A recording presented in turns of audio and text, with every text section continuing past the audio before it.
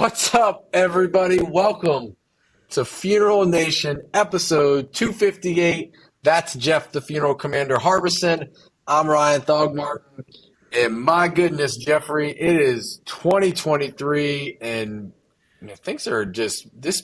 We are moving. We are moving. It's a lot going on out here in our profession. So, what are you hearing out on the street, Ryan, from your perspective? Well, here's what I'm not hearing, which is really awesome. I think this might be the first time in a decade where I haven't heard dominating conversation around how to talk to cremation families. So I want to applaud. Woo! You mean we've We actually are, figured it out now? I don't know if we figured it out. We're just done talking about it. I hope that means we figured it out. Yeah. What do you say Um, to how to reach cremation families? I think the families have reached their conclusion that cremation's here to stay. I was privy to a conversation not long ago about how do we get them to change their mind going back to traditional burial. I'm like, yeah. How do you keep the sun from shining? Okay, ain't gonna happen. that's right. Well, okay, so there's still like we've got two major issues facing death care, and these are a carryover really from the last, I'm going to say 12 months, really is the two biggest hurdles that I hear from funeral directors. We haven't released the results yet of our 2023 Connecting Director Survey. But pain points through those results right now have been finding employees. I'm short staffed, can't find help. And then we're talking about we're not making it easy on the consumer, and we're doing things that make it harder for the consumer to want to work with us. And we were talking a little bit about this off camera, so we're not going to like throw a state under the bus, but like Yeah, tell, I this is actually crazy to me. So I had someone reach out to me recently that there is a state proposing a bill that would require families that cremate their loved one that in a certain amount of time the body must be interred at a cemetery. not the remains. The The remain. remains have to be interred. Like cremated remains have to be buried. Yeah, buried or inurned or however the exact language goes there. But I mean, come on. And another while you were just talking about the issues going on, we've been talking about this for years. You've made silly mistakes on regulations. Hey, those chickens are coming home to roost now. All right. Hmm. So if you have to be a licensed funeral professional to pick up a body and move it from point A to B, that's a problem. Okay, because It's a problem. it's not a skill. There's nothing. Yeah. I mean, it just doesn't make sense. And so now some of those protectionism regulations are coming about, and it's coming home to roost because we can't find anybody. We can't even hire people to go make a transfer removal because of the requirements we made to keep everybody else out of the business. How do Yeah. you like me now? That's right. Doesn't make sense. So, I mean, I think that those are the two big things that we're seeing, and then there's always the technology conversation, and online marketing falls under technology. We're seeing so many different shifts in tech and what's available, and gosh, we haven't even talked in this profession about the capabilities of AI and artificial intelligence, and you know there's companies that are figuring out ways to automate the arrangement process with artificial intelligence. And so there's just so many things on the tech front, that the consumer is seeing death care going, wait a second, you guys are doing things differently than every other profession. When are we going to get up to speed? And the platform has never been grander for funeral professionals to be able to capture that attention and capture that conversation and really, really communicate with the consumer. And, I think everything comes full circle, and there's nothing that's happening now in marketing that's different than what it was 60 years ago. The delivery of it is just different. The conversations that you used to have one-on-one at Rotary or Kiwanis or all these things are now happening at a bigger on a bigger stage, a bigger scale on social. And in our last survey, again, we haven't put out the results yet. It's wrapping up, but in preliminary results, there's still like 50% of funeral directors that are not engaging on social media through their personal or through their business. And that absolutely blows my mind.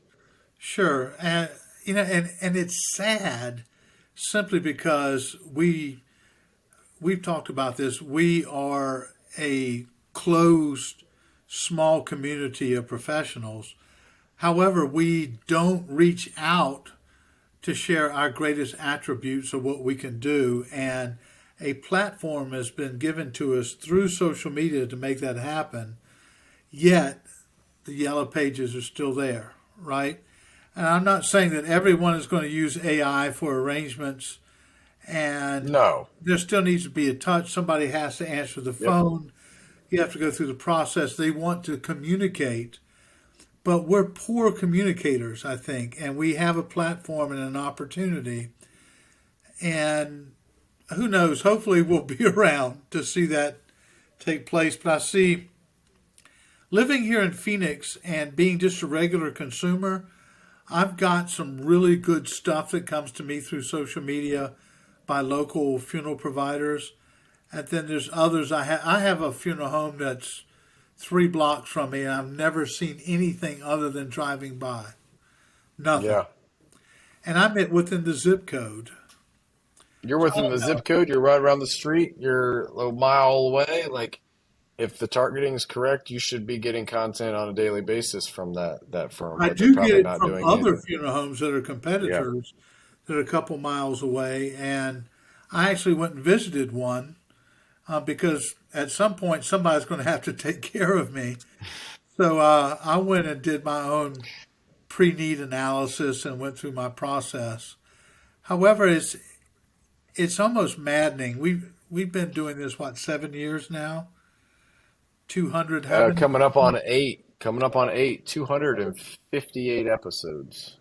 And almost if we reach back and look at some of those early conversations, with the exception of how to talk to cremation families, we're at the same spot in a lot of regards.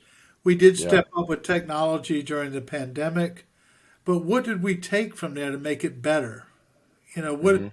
it's sort of like a life lesson when you're struggling. What are you learning while you're struggling to make things better? And that's where I go back to all the legislatures and the rules preventing people from providing funeral service, license this and do this over. It's not necessary. You don't need that in order to serve a family. There are certain elements, obviously, I believe that do need to be there. However, hearing what's going on now, what's the next iteration where families start rejecting and someone figures that space in there? Look at the natural burial. I think just recently it passed in New York for Hmm. that's for real. And if you're not competing there, I think it's an awesome thing. And if you're not competing on that level, that's who you're going to be competing with. They're doing a wonderful job getting their message out. What are you doing back in the legacy firms about other than being convenient and down the street? I can tell you emphatically, I'm not using the funeral home that's closest to me. I'm using the one that I actually saw their social media stuff, and I dropped by and talked with them, and they were really good people. Yeah. Lots of changes happening. I mean, I just think it's still a massive shifting year. We're seeing still a lot of acquisition like crazy. I fully believe we're gonna see some disruptors on in this space. You and I talked about Titan Casket last year.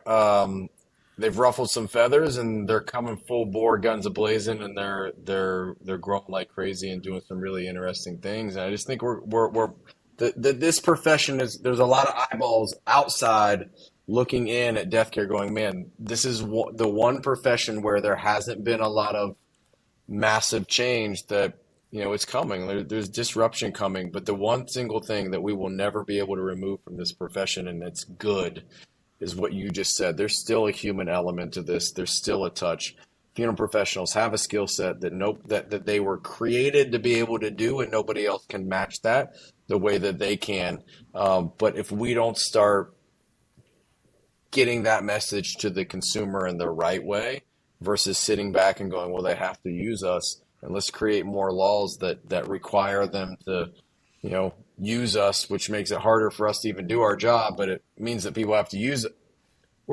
It doesn't make a lot of sense. We gotta start understanding how to communicate better and use the tools that exist to be able to communicate better, because that human element can't be removed from this profession.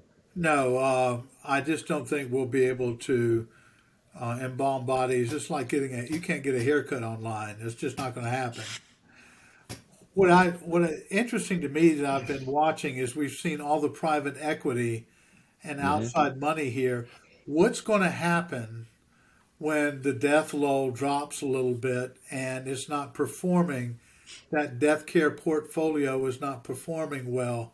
Yeah. What happens then if you're a private equity company that you're fully invested in making money for your investors and it's just not there? You and I were talking earlier about the ebbs and flows of the business. When the death rate's down, you can't manufacture that. You can't change it. You can keep advertising top of mind, but that still doesn't bring bodies through the door. What's going to happen when private equity firms, you own a new company and they go through that dip and that lull? Are they going to stay the long term? Because this really is a long term game. That's right. And Jeff, this might be the first time that I've argued with you on this in Yay. 258 episodes. Here's what I'm going to say. You cannot manufacture the death rate and more bodies coming through the door, but there's a lot that funeral homes can do if they continue to market the correct way that can manufacture pre-need, monument sales, memorial jewelry sales. Like there are a lot of different things with the right content that can manufacture income that's not predicated on the passing of somebody. Oh, I don't disagree with you. The after sales, with looking at it, getting Uncle Joe out of the closet. I mean, That's right. in an urn. Just want to clear that up so I'm not misquoted out here. I don't want to get canceled, which I should do 1,000 times over. But cremated remains. There's a market to finish out that Yeah. process. We were just saying, one state is going to legislate it. Well, why not build a campaign to try to do something with a cemetery or a new service or something along the way, reaching out? Yep. I don't know. So many I had opportunities, all the man. So many answers. I'd be opportunities. in a different spot. Speaking of That's right. great answers, our friends here at C&J Financial have great answers. If you think things are tough in the business out there, call up a life insurance company right now and try to process a claim. They are struggling at the life insurance companies just like every other company is out here. And the time and the wait to get that done, C&J cuts that headache out for you. And if you don't know anything about us, we even have a new app. Reach out to me. I'm easy to find. I'm pretty much all over the internet. So That's right. talk about it That's right. All in a good eyeballs on the way. commander in a good way. That is In a right. good way, yeah. All right, Commander. Episode 258. Wow. It's amazing. It's Okay. it's been a fun run It is, and it's still going. So until 259, have a great effing week. out here.